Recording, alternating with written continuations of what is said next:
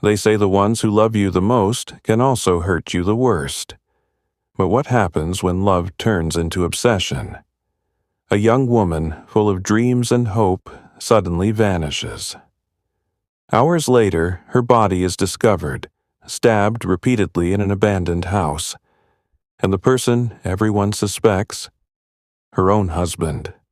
A former Army recruiter who not only disappeared after the crime, but managed to stay hidden for 6 years.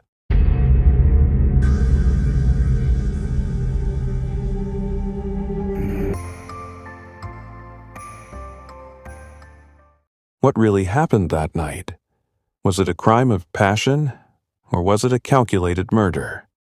This is the chilling case of Cati Blauvelt, a story of love, betrayal, and a shocking escape that kept investigators chasing a ghost for years.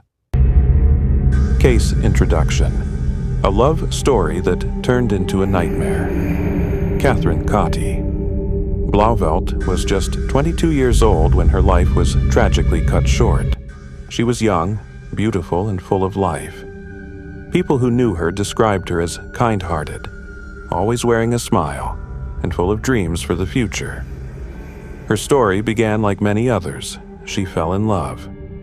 In 2014, she married John Blauvelt, a U.S. Army recruiter. At first, everything seemed perfect. He was charming, disciplined, and had a sense of authority that made him seem dependable. But behind the romantic facade, a much darker story was unfolding. Cati soon realized that the man she married wasn't who she thought he was.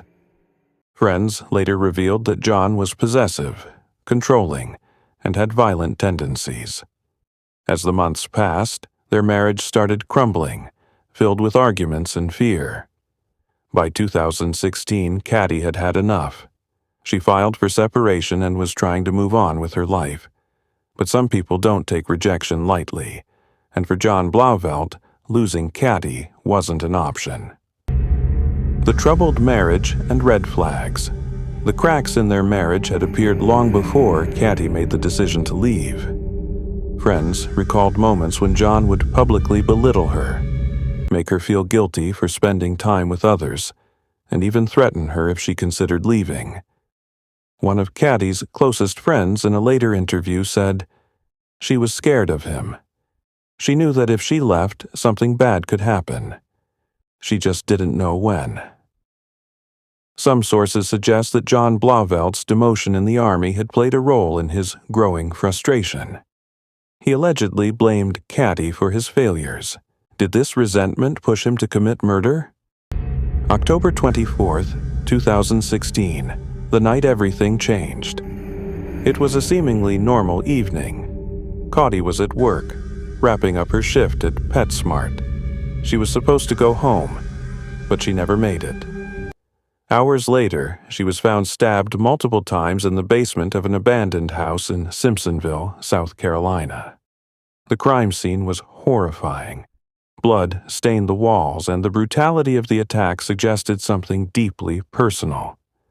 This wasn't just murder. This was a crime of rage. Her family was devastated, friends were in shock, and the biggest question on everyone's mind: where was John Blauvelt? The investigation, following the trail of blood. Detectives immediately zeroed in on the prime suspect, John. Phone records placed him near the crime scene on the night of the murder. Witnesses reported seeing someone matching his description in the area. And most damning of all, John had vanished. By the time police went to question him, he was already gone. Then came the shocking twist. John wasn't alone when he ran. The teenage girl, a willing accomplice or a manipulated victim. Authorities discovered that John had fled with a 17-year-old girl. This girl, whose identity has been protected, was someone John had allegedly been grooming for months. Did she know what John had done? Was she running from something or with him? Had John manipulated her the same way he had controlled Cati? Whatever the case, John and his teenage companion disappeared without a trace. For nearly 6 years, the police chased shadows. Life on the run. How did he evade capture for 6 years? John was smart. He knew how to stay off the grid. Using fake identities, burner phones, and stolen IDs, he managed to slip through the cracks. He traveled across multiple states. He changed his appearance. He avoided digital footprints. Despite being on the U.S. Marshal's most wanted list, John remained untouchable. But no one can run forever. The capture, the ghost. Finally caught.